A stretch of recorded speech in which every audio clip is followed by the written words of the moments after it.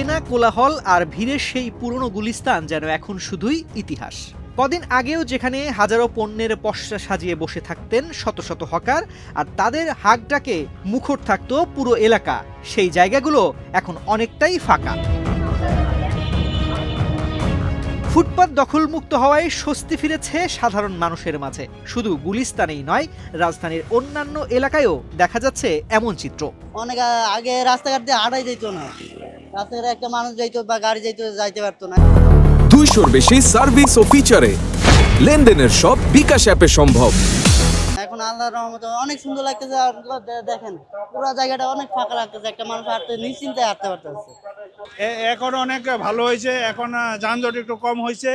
এখন ওই যে হকারগুলো এগুলো তুলে দিছে, এগুলো অনেক ভালো লাগতেছে। আগে যাওয়ায় তো অনেকই সমস্যা ছিল, কারণ মানুষ এবং রাস্তাঘাট একবারে চাপা হয়ে গেছিল, পুরো রাস্তাটাই ব্লক ছিল। ঢাকা মেট্রোপলিটন পুলিশের ট্রাফিক বিভাগের পরিচালিত ফুটপাত ও সড়ক দখলমুক্ত অভিযানের ফলেই এসেছে এই পরিবর্তন। অভিযানের পঞ্চম দিনেও রাজধানীর নিউ মার্কেট সহ বিভিন্ন জনবহুল এলাকায় একযোগে অভিযান চালানো হয়। এ সময় জরিমানা, কারাদণ্ড এবং মালামাল জব্দ করা হয়েছে বলে জানিয়েছে ডিএমপি। ডিএমপি জানায়, সড়কের পাশের রেস্টুরেন্ট, গাড়ির সার্ভিসিং সেন্টার, ওয়ার্কশপ ও বিভিন্ন দোকান নিজেদের সীমানার বাইরে অবৈধভাবে ফুটপাত ও সড়ক দখল করে ব্যবসা চালিয়ে আসছিল। রেস্টুরেন্টের চুলা, গ্রিল বা কাবাব তৈরির যন্ত্র, ওয়ার্কশপের টাওয়ার ও যন্ত্রপাতি ফুটপাতে রেখে চলাচলে বাধা সৃষ্টি করা হচ্ছিল। এমনকি অনেক ক্ষেত্রে রাস্তার এক লেন দখল করে চলছিল গাড়ি মেরামতের কাজ।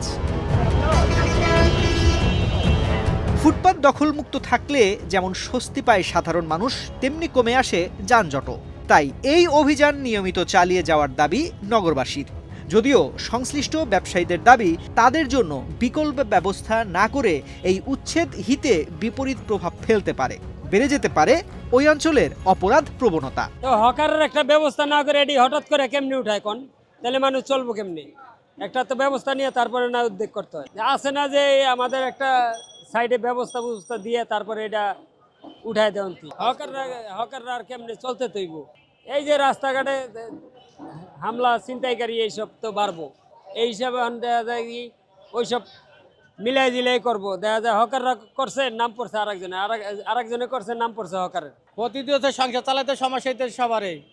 যদি কামাই করে না খাইতে পারে তো আবার তো পারবে।